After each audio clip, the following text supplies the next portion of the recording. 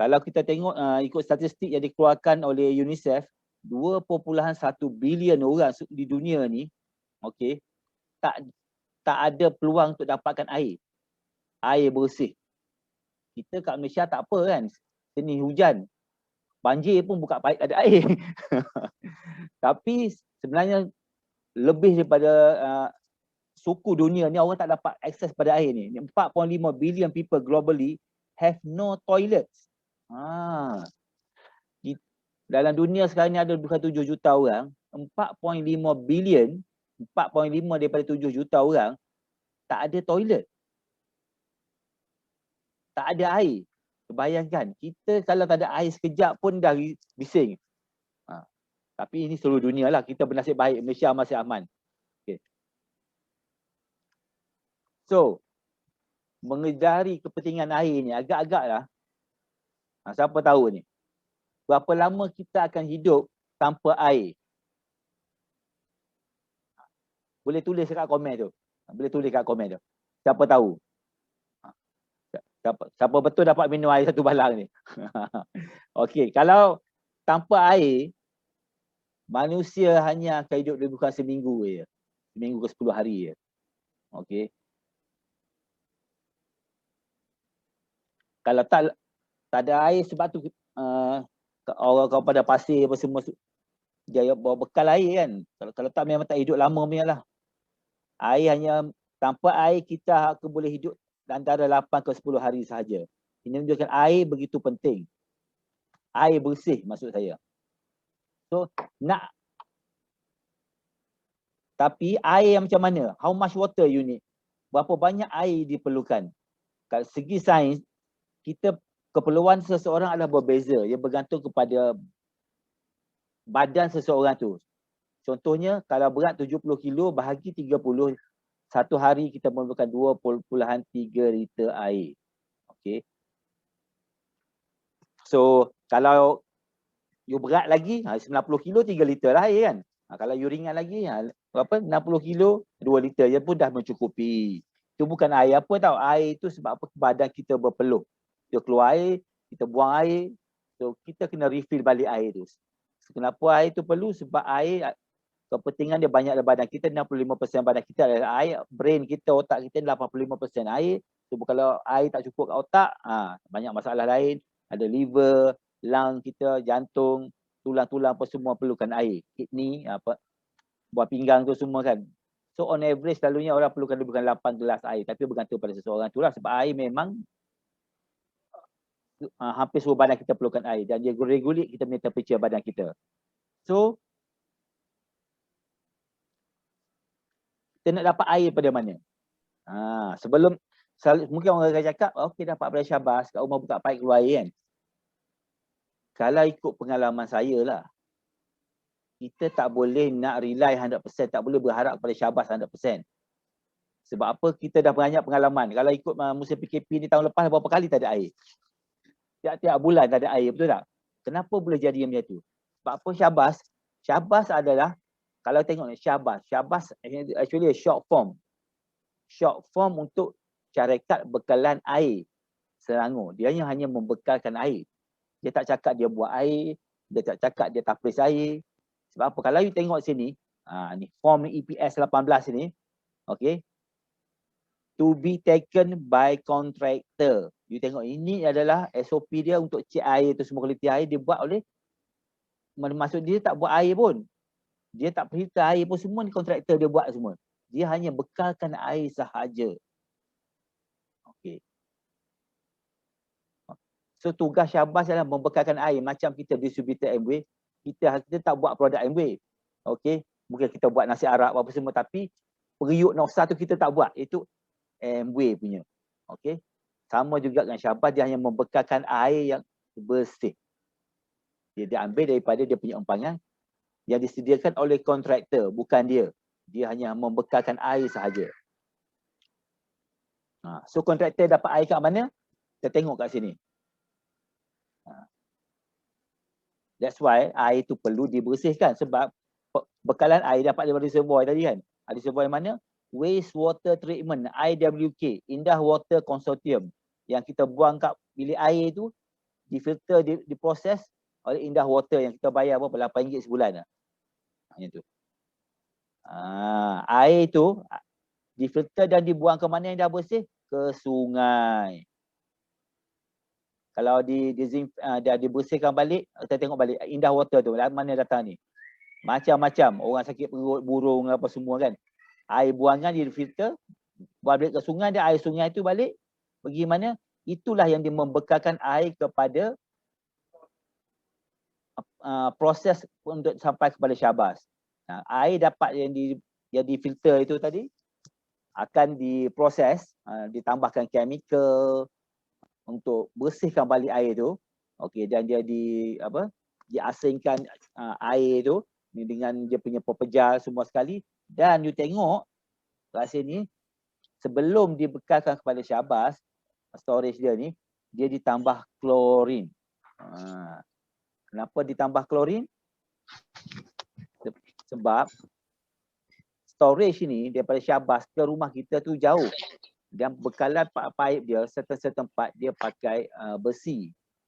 So untuk mengelakkan besi tu daripada berkarat, okey, supaya tahan lama, dia supaya bubuh klorin. Bagaimana kita faham, klorin ini adalah racun sebenarnya. Kalau banyak dia membahayakan. So kalau kita tak buat sesuatu, sebab klorin ni, okey, storage terus sampai kepada kita, dah tak ada filter lah ni. Filter hanya sebelum storage, sebelum dimasukkan klorin. So kalau kita tak ada filter, that means klorin terus masuk ke rumah kita. Okay. Yang mana saya tahu? Sebab apa? Sebab saya belajar engineering, saya di kilang. Okay.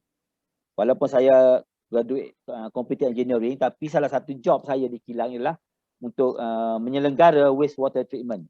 So dalam buat wastewater treatment ni, saya pergi ke seminar, saya pergi kursus macam-macam. Dan di kilang saya ada wastewater treatment ni. Okey, kalau air, kalau kita tak filter, keluar hitam ni. You tengok ni, kat atas ni kan.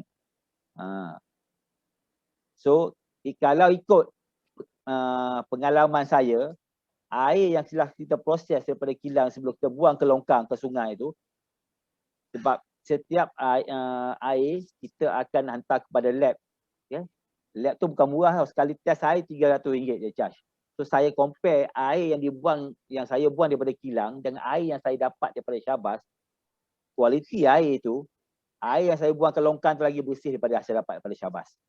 So kamu bayangkan, air yang kita anggap bersih daripada syabas tu, ada setengah orang cakap air tu bersih boleh minum terus. Yang tu dia punya hal lah. Tapi kalau ikut apa data-data yang saya ada, yang saya buat test, semua tu memang itu requirement. Okay? So bergantung kepada anda sendiri buat keputusan. So macam mana nak bersihkan air? So actually sebab sekarang kalau kita tengok, kalau dulu-dulu kan, kalau dulu air keruh tu air kotor. Sekarang walaupun jernih, tak semestinya air bersih. Okey, sebab banyak bahan cemar dalam air tu yang kita tak nampak. Sebab yang kotor tu mungkin ada mendapat pasir, lumpur, dan mata kasar nampak. Tapi yang tak nampak tu ada macam-macam. Ada klorin, ada virus, parasite, racun dan macam-macam lagi. Ya, makan. Mama pun mau masak.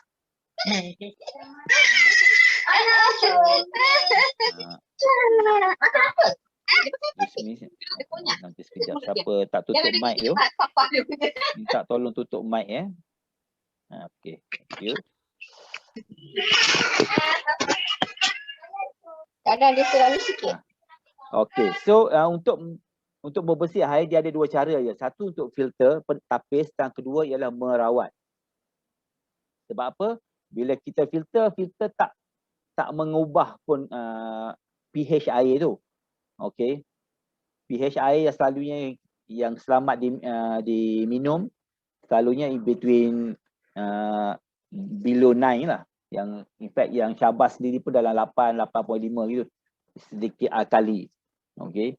Sebab kalau terlalu acidic pun tak baik, boleh menyebabkan kematian, dan kalau terlalu tinggi pun macam sabun 14 gitu kan, lebih daripada 10, itu pun boleh menyebabkan kematian. So yang terbaik yang lebihkan normal range. around 7, 8 macam tu aja. Itu yang normal.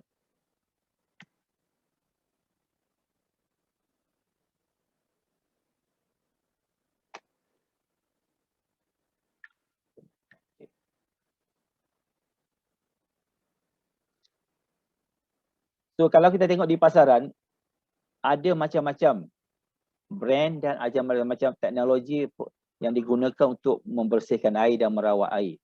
So kita sebagai pengguna, kita harus menjadi pengguna yang bijak, kena pilih yang mana yang terbaik. Sebab kalau kita pergi kedai, semua kedai cakap yang brand dia terbaik. Okay, so kalau kita tengok, salah satu teknologi ialah distillation, ialah penyulingan. Penyulingan ni macam kalau kita masak air, dan wap yang panas tu lebih sampai 100 darjah, dia akan jadi wap, jadi steam, dia disejukkan, itulah distillation, dan disimpan jadi air. Itu distillation. Supposed to be air itu bersih tanpa mineral semua, tapi ada juga kekotoran. It's not 100%. Okay. Dan kedua, teknologi adalah reverse osmosis, ataupun dia kena panggil RO, IRO. Atau IRO ni banyak di pasaran. IRO ni sebenarnya asal dia ialah air yang digunakan untuk cuci gambar. Okey, zaman dulu orang ambil gambar, orang tak pakai handphone tak ada lagi, orang pakai kamera. Orang pakai filem. Dan filem tu untuk dia cuci, untuk dapatkan gambar, dia gunakan air suling. Air suling pula. IRO ni. Supposed to be pure water. Okey, sebab apa? Dia tak ada mineral nothing dalam tu. H2O. Tapi bila berlaku perang dunia, masa tu punca air tu semua tercemar, so orang terpaksa minum air itu untuk sebagai minuman. Dan dia famous dari sekarang sebab because of that lah. Because of wrong reason. Okay, bukan sebab dia buat untuk orang minum. Dan satu lagi air RO ni, macam cara distillation pun, macam kita isi dalam kereta dan bateri kan. Bateri lama apa semua tu. Apa tak ada suara, tak zoom? Tak zoom, tak zoom. Okay, dengar suara tak? Nanti kejap.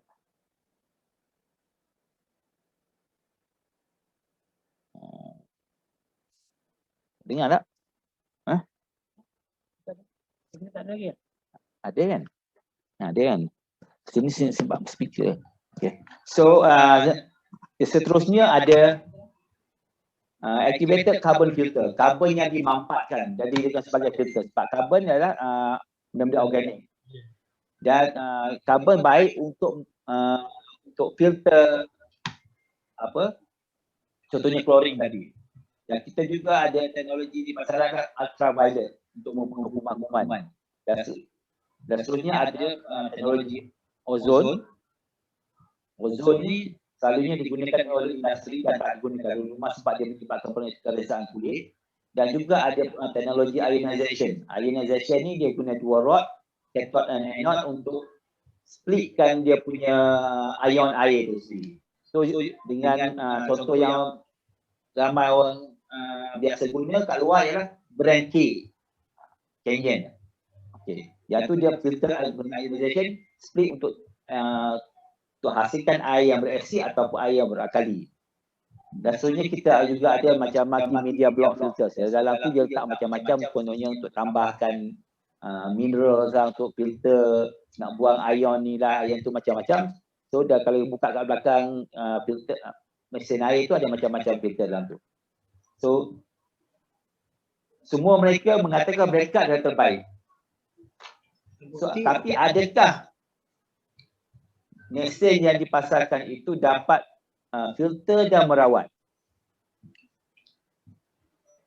So kita tengok perbandingan. Dinama D, T, C dan K. Okey. Adakah filter itu dapat filter bakteria? Kita tengok situ. Adakah dia dapat filter virus atau lain-lain kotoran?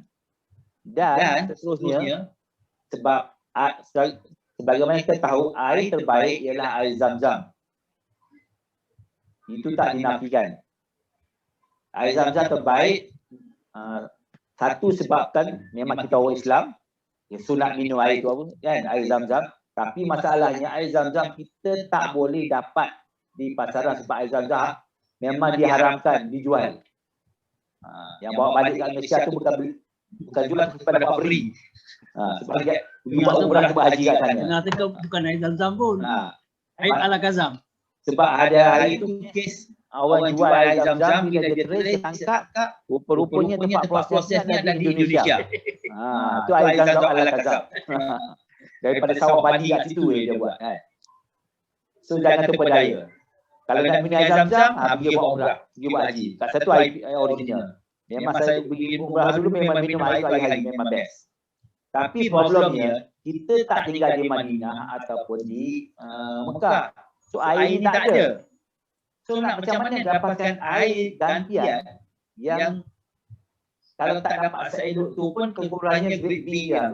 Ranking nombor 2. Nak Johan pun okey lah kan. So ikut kajian sains, air zam-zam ni dia jadi sangat baik sebab kadar kandungan mineralnya sangat tinggi jika dibandingkan dengan air biasa. So, oleh yang demikian, kalau tak ada air zam-zam, so kita carilah air mineral. Okey? So, secara tak langsung, bila kita buat keputusan, kita pilih air mineral. So, air apa-apa yang jual kat pasaran yang bukan air mineral, kita tolak tepi. Tak kisahlah brand apa. Tak kisahlah macam dia cantik apa, dia bagi hadiah apa. No, sebab kita nak minum air tuna yang terbaik, iaitu air mineral. Okey? Dan lagi satu, setiap penjual mengatakan dia terbaik, kita bermulakan dokumen sokongan. Adakah dia yang cakap dia bagus, terbaik di negara K, terbaik di negara M dan negara N? Siapa verify dia punya information? Kalau kita beli lampu contohnya, kita cari cop siring kat situ kan. Yang tu kita kena tengok cahaya. Yang ini kita nak minum air, kita nak cari cop apa? Kalau ikut kat sini, yang terbaik ialah air East Spring sebab dia menepati apa keperluan kita nak. Dari segi teknologi, dia merawat dan dia menapis dan merawat. Anda tengok ni East Spring. East Spring tak ada sebesar macam gambar tadi kan. East Spring just nice. Okey. East Spring. Ini ialah sampel East Spring. Macam ni lagi tau. Okey. East Spring. Anda bila kita buka dalam dia, tak ada satu skru pun. Yang betul pun macam memang macam ni. Dia buka saja, dia ada tempat kontrol dia. Okey. Ini anda tengok sini. Ini yang model kecil ni wireless kan. Yang betul pun memang wireless. Ini dia punya betul. Okey. East Spring. Biji sama buka dan terus buka. So apa ada dalam ni? Alright. Anda tengok dalam gambar ni kan. Yang bahagian luar ialah free filter yang menapis sebab air kat Malaysia kotor untuk menapis lumpur-lumpur apa semua tu. Ada yang kat luar ni. Dan kat dalam dia ada carbon block filter. Ini yang warna hitam sebelah dalam ni. Anda tengok carbon block filter yang menapis sehingga 140 jenis kotoran. Dan kat sebelah dalam ada UV light. Ya, UV light ini hanya menyala bila ada air mengalir. Anda tengok tu dalam video tu. Bila kita buka pipe, air kotor kan. Air kotor bila ditukar pada filter spring terus ini dan terus boleh diminum daripada sinki. Tak payah dimasak. Sebab apa? Kita ada UV lamp untuk bunuh semua kuman. Dan special kita punya filter. Kita punya filter MW activated carbon filter ni dia boleh tapis antara 0.2 hingga 5 mikron. Kenapa 0.2 hingga 5 mikron? Anda tengok kat sini carta kat tepi ni. Sebab apa? 0.2 ini sebab kita nak pastikan dia boleh menapis segala virus semua ni, segala kotoran tanpa, dan at the same time dia membenarkan kalsium magnesium melepasi. Sebab kalsium magnesium itu biasanya melebihi 2.2 mikron. Okey.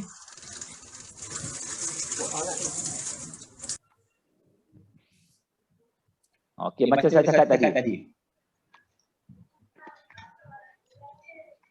Bukan kita saja yang cakap pakai kata East Spring is the best. Tapi sebenarnya Eastspring mendapat pengiktirafan berbagai-bagai award. Sebagai contohnya, Frost and Sullivan Choice of Water Filtration Company of the Year. Sejak tahun 2010, sekarang tahun 2021, dah lebih 10 tahun yang ni. Kita juga salah satu, kalau kita tengok brand produk kat Malaysia, ada Reader's Digest Most Trusted Brand, kita dapat Gold Award. Dia sebenarnya adalah satu macam satu pertandingan. Bukan setakat masuk, tapi kita masuk dan memenangi Gold Award sejak tahun 2005.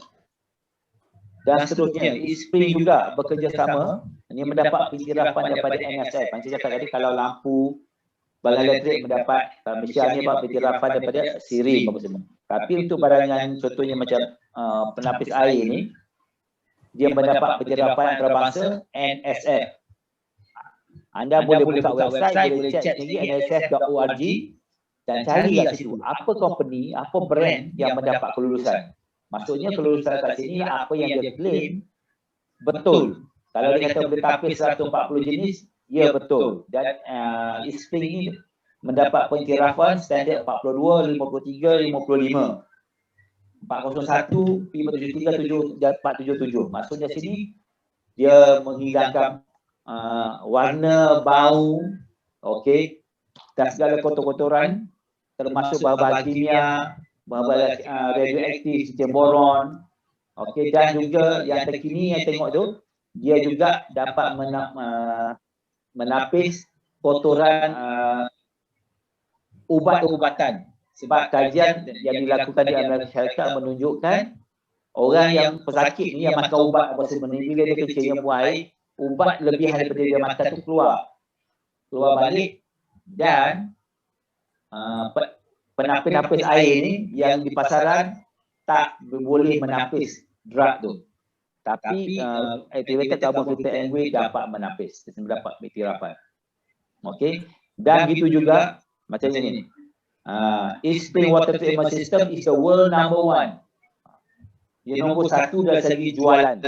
Okey, maksudnya jualan dia seluruhnya melebihi 5 juta.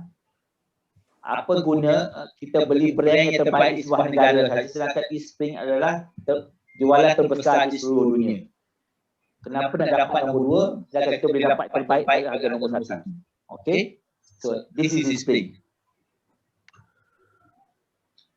So berapa harga Eastspring? Sebagai ABO, Eastspring kita dapat beli pada harga 3,400. Tapi bila kita jual, harga pasarannya 4,250. Okey. So kalau jual pada harga pasaran kita dapat untung 850 dan dapat bonus 6% yang bernilai RM204. So dapat 1,000. Senang-senang je. Jual satu dapat 1,000. So kalau jual 14 unit dapat 12,600 poin. Nombor PV tu dapat 75% dan dapat bonus 15 bulan sebanyak 9,996. So siapa kata orang buat giveaway tak boleh duit? Lambat kaya, lambat. Memang kalau jual roll on sebatang memang lambat kaya. Tapi kalau jual Eastspring 14 biji tu dapat bonus 9,996 pada 15 bulan. Tapi kalau jual tak sponsor, orang tu jual sebagai customer, tambah lagi 14,000. 14,000 campur 10,000 ni, so dia dapat 24,000 sebulan. So agak-agak itu dah gaji CEO tu. Tapi kena jual 14 lah. Okey. Dan ada setengah orang cakap, Eastspring mahal, 3,400. Orang tak ada duit nak bayar. Memang saya tak nafikan, orang ada duit pun tak nak keluar duit 3,400. Tapi kita tengok sini, untuk selalu kita beli penapis air ni, kita tak pakai 1 hari. Tak pakai 1 tahun. Katakan 10 tahun. Sebab we guarantee produk dia ada 10 years in the market. Okay. So katakan 10 tahun kita nak pakai Eastspring. So kita beli 3,400, setiap tahun kita tukar satu saja filter yang dalam tadi ni, saya tunjuk kat dalam kan. Filter tu berharga RM572. Kalau 9 tahun, total dia 8,548. So kalau bagi 10 tahun, setahun hanya kita punya investment adalah RM854. 80 sen. So kalau kita bahagi 12 untuk setiap bulan, kita hanya berbelanja sebanyak RM71.23. Banyak tak brand yang keluar yang negara K itu dia kata dia you bayar RM70, RM80 sebulan dapat. You tak payah bayar few thousand kan, betul tak? Tapi yang itu you bayar 5 tahun. Macam beli kereta. Yang ni kita bercakap ni 10 tahun kita dapat air bekalan air bersih. Itu kalau apa yang ini tanpa bonus tu. Bayangkan kalau anda adalah 21% atau silver producer ke atas. Tolak bonus 21%, anda hanya invest RM59.28 sebulan untuk dapat air spring untuk 10 tahun. Ataupun kalau divide 30 hari, satu hari hanya berbelanja sebanyak RM1.88 sahaja. Macam minum teh tarik.